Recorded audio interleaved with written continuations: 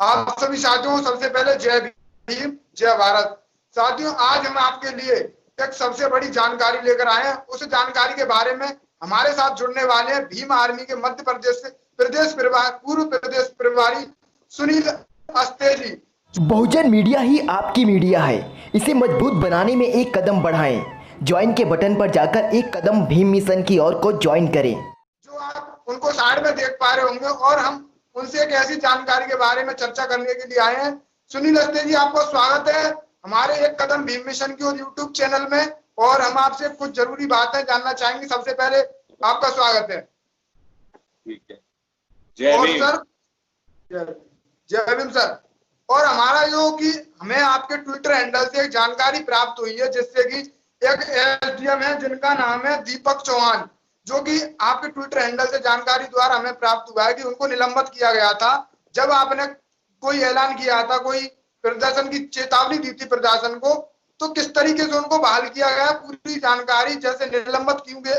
पहला सवाल हमारा ये है आपसे सर कि उनको निलंबित क्यों किया गया था।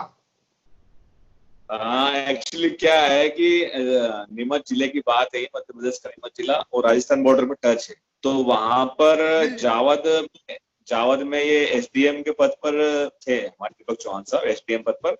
तो वहां पर कोरोना के केसेस ज्यादा बढ़ गए। अब चूंकि सरकार ने कहा था, आपको पता होगा कि शराब की दुकानें खोली जाए और बैंकों से पैसा निकालने के लिए खोली जाए, तो जो गरीब तबका है हमारे मध्य प्रदेश का, तो वो लाइन लगा कर खड़ा रहा, तो उससे सोशल डिस्टेंसिंग का पालन कम हुआ। ठीक है, तो इन सब चीजों को लेकर बर्खास्त किया गया। लेकिन एक्चुअल बात ये थी कि माननीय जो दीपक चौहान साहब है, वो दलित समाज से आते, बहुजन समाज से आते, और बहुजन समाज से आने के बाद में उनके साथ इस प्रकार की जो घटना हुई है, तो इस चीज को लेकर हमने संज्ञान में लिया।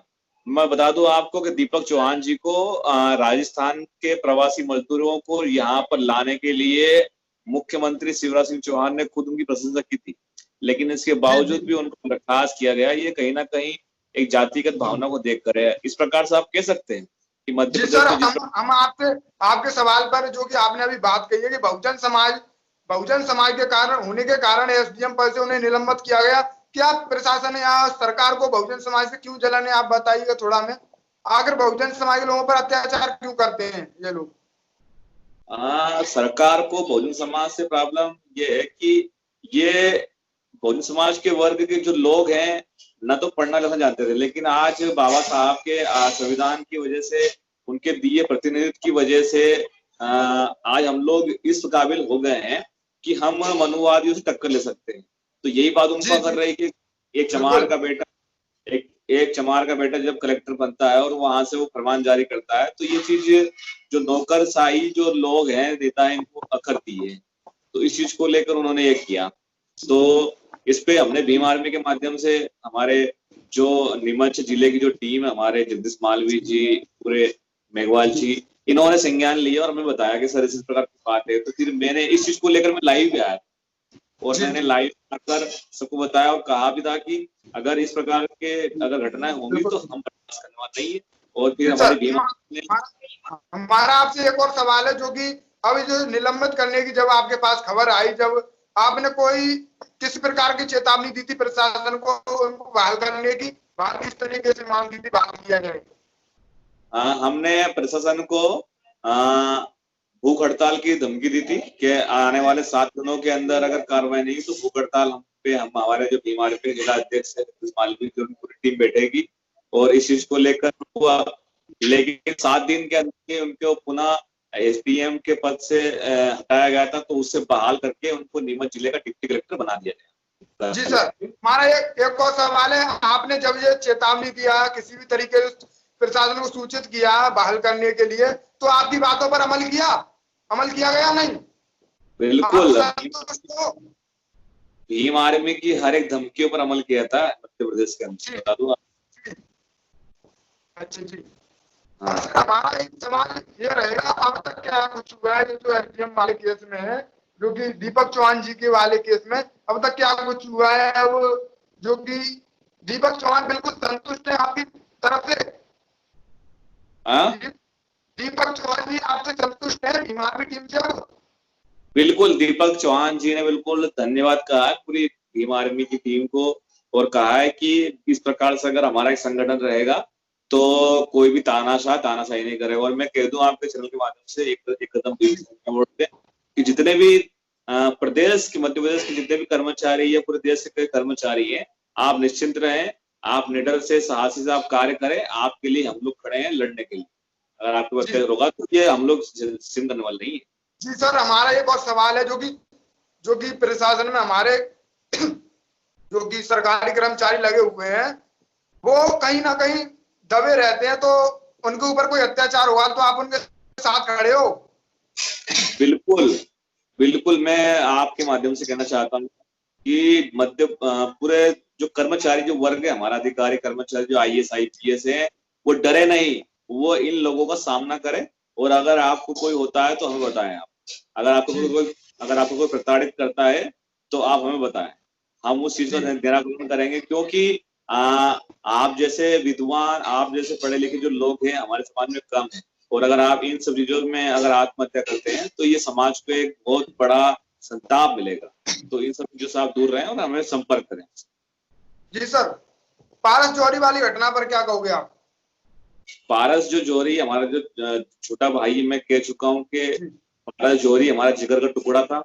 और पारस जौहरी के साथ में जिस प्रकार से उनको मारा गया रात के अंधेरे में, तो ये लोग तो कायर लोग ही काम करते हैं इस प्रकार का। इनकी इनकी औकात नहीं है दिन को उजाले में हमारा सामना करने। आपने देखा होगा कि जब भी बाबा साहब की प्रतिमा तोड़ी जाती है तो रात में तोड़ी जाती है।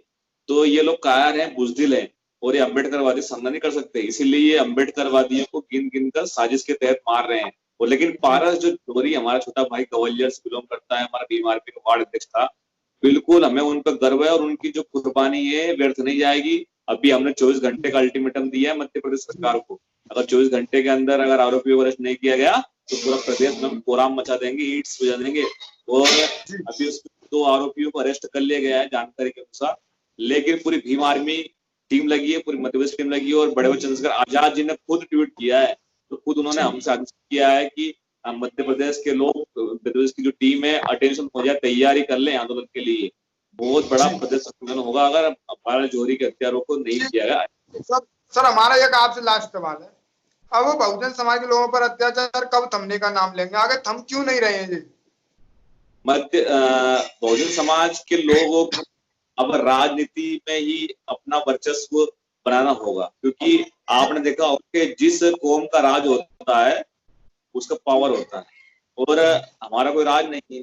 अब जिस प्रकार से आप देखिए कि अगर हमारा राज होता तो वो पार्क की घटना सामने ही नहीं आती ग्वालियर में, जिस वजह से लड़ाई हुई थी, क्योंकि अम्बेडकर प्रतिमा तोड़ रहे थे वो लोग, तो इन्होंने उसका विरोध किया, और एफआईआर भी करवाई उस पर। हमारा पारस जौहरी को छोटा भाई गवाह था। तो अगर हमारे सत्ता होती तो इस प्रकार की घटना नहीं होती। कभी आपने सुना है, मैं आपसे पूछना चाहता हूँ कि कभी आपने सुना है कि किसी मंदिर को बनाने के लिए लोगों ने उसका विरोध किया? नहीं सुना ना, क्योंकि उनका पावर है, उनकी सत्ता है, वो जहां चाहे वहां मंदिर बना सकते हैं। लेकिन बाबा साहब के आश्रम से, बाबा साहब के पार्क से और बाबा साहब की प्रतिमा से उनको समस्या। हमारे संत गुरु रविदास जी के जो आश्रम है, रविदास आश्रम, उनसे समस्या उनको। सर आखिर ये ऐसा कब तक होता रहेगा बहुजनों पर? आखिर क्या सुधार करना पड़ेगा समाज को?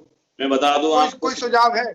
मैं बता दूं आपको कि जब से भीम आर्मी आई है तब से अत्याचार पहले भी होते थे, लेकिन अत्याचार उजागर नहीं होते थे। लेकिन अब भीम आर्मी के आने से, और खास करके सोशल मीडिया और आप जैसे युवाओं के माध्यम से, जो साजिशें हैं, जो मतलब जो शोषण है, वो उजागर हो रहा है। और उसके माध्यम से आज ये हो रहा है कि अगर घटना दिल्ली में घटती है तो मध्य मालूम पड़ेगा, अगर मध्य में कोई घटना मालूम होती है तो पूरे के अंदर कुछ ही सेकंडों में मालूम पड़ती है।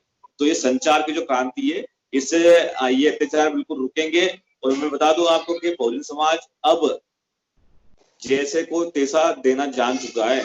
अगर आप उनके इस गाल पे थप्पड़ मारोगे ना, तो वो पलट कर दूसरा उसी गाल पर थप्पड़ देने का जवाब देना जान गया है। और बहुत हो जो शोषण, अब हम लोग सहने वाले नहीं है। अब बता दूं आपको कि उज्जैन में 4 तारीख को घटना घटित होती है हमारे वाल्मीकि समाज के भाई पर, और उनको मारा जाता है, और उनको जासूसी गालियां दी जाती है। इस चीज को लेकर मैं 5 जून को थाने पे गया था, लेकिन फिर मुझे दिल्ली आना था, तो कुछ काम से तो मैं दिल्ली चला गया। उसके बाद फिर यहाँ पर एफआईआर नहीं होती। बरोबर आप 4 तारीख से नोट कर ले तो 10 तारीख आज तक एफआईआर नहीं हुई। फिर मैं जब दिल्ली से लौटा, फिर मैं आज मिला और इसके बाद एफआईआर की। मतलब ये है कि जब तक आप किन्हीं भी चीजों को उठाते नहीं तब तक आपको न्याय नहीं मिलता। सही बात। अब सर आप साफ सीधी बात यह है, कोई भी समाज पर अत्याचार हुआ तो आप पहले सबसे खड़े हो या नहीं, समाज के साथ खड़े रहोगे? आखिरी सवाल। बिल्कुल, समाज के लोगों पर अत्याचार हुआ तो पहली गोली भीम आर्मी के सिर खाएंगे यहाँ पर और यहाँ पर। और अगर जरूरत पड़ी जवाब देने का तो भी भीम आर्मी के शेर सबसे पहले जवाब देंगे दुश्मनों को। जी सर, आपने जो बातें कही है आगे देखा जाएगा आखिर कहां तक और भीम आर्मी और आपकी बातें कहां तक सहमत हैं। और आपका इतना समय देने के लिए आपका धन्यवाद। अगर आप और कोई बात रखना चाहो तो आप रख सकते हैं, बताइए। मैं आपके एक कदम भीम मिशन की ओर से यही रखना चाहता हूँ मेरी बात को, कि मेरे देशवासियों, मेरे प्रदेशवासी, आप इस 21वीं सदी के दौर में बाबा साहब कहे गए हैं कि 21वीं सदी हमारी है, तो आप इस दौर में डरे नहीं। आप जहां पर भी हैं, जिस स्थिति में है, अत्याचार के विरुद्ध आवाज बुलंद करें, चाहे आप विद्यार्थी के रूप में हो, चाहे हमारी माता बहनों के रूप में हो, चाहे आप किसी IPS IAS के रूप में हो, चाहे आप किसान के रूप में हो, चाहे आप मजदूर के रूप में हो, चाहे आप किसी भी प्रकार के रूप में हो, अगर आपके ऊपर अत्याचार हो रहा है तो आप उसके विरुद्ध आवाज बुलंद करें। अगर आप आवाज बुलंद नहीं कर सकते तो आप हमारे भीम आर्मी के शेरों को बुलाएं। भीम आर्मी के शेर इतनी गारंटी देते हैं कि उन भेड़ियों को, उन जो ये अपने आप को दबंग कहते फिरते हैं ना, इन लोगों को उल्टा टांगने का और उनको जवाब देने का भी कार्य कर रहे हैं। और प्रशासन के लोग सुन ले ध्यान से, आप सरकार में बैठे नेता, आपने बहुत हमारे ऊपर आपत्ति कर ली। अब आजाद समाज पार्टी आ गई, चंद्रशेखर भाई आजाद आ गए हैं, हमारे भीम आर्मी के राष्ट्रीय अध्यक्ष बड़े भाई वीरेंद्र सिंह जी आ गए हैं, कमल सिंह वाले मजीद नोटा साहब आ गए हैं। पूरी की पूरी देश के अंदर भीम आर्मी की वजह से, आजाद समाज पार्टी की वजह से और समाज को गर्व है और ये शोषण में हमें लड़ने में बहुत मजबूती प्रदान हो रही है। आपने देखा होगा कि किसी भी प्रकार की छोटी घटना को हम बड़े लेवल पर उठाते हैं, तो उठाते रहेंगे। बिल्कुल। जय भीम आर्मी और जय श्री राम। तो साथियों, जो कि सुनील अस्ते जी ने हमारे साथ अपनी बातें साझा की और उन्होंने आश्वासन दिया है कि बहुजन समाज के किसी भी व्यक्ति पर अगर अत्याचार होता है कि भीम आर्मी सबसे पहले खड़ी होगी। और इनका कहना है कि बहुजन समाज पर अत्याचार थमाने की पूरी कोशिश की जाएगी और बहुजन समाज को जागरूक किया जाएगा। और हमारे साथ पे मध्य प्रदेश से भीम आर्मी के पूर्व प्रदेश प्रभारी सुनील अस्ते जी। और अब हम आपसे विदा लेते हैं। अगर आप चैनल बने हो तो चैनल को सब्सक्राइब कीजिए, इस वीडियो को लाइक कीजिए, कमेंट बॉक्स में अपनी राय जरूर दें। सुनील अस्ते जी की आपको क्या क्या बातें सही लगी तो कमेंट बॉक्स में अपनी राय जरूर दें। इस वीडियो को शेयर करें, चैनल सब्सक्राइब करें। जय भीम, जय भारत। फिर मिलते हैं एक नई खबर, एक नई जानकारी के साथ।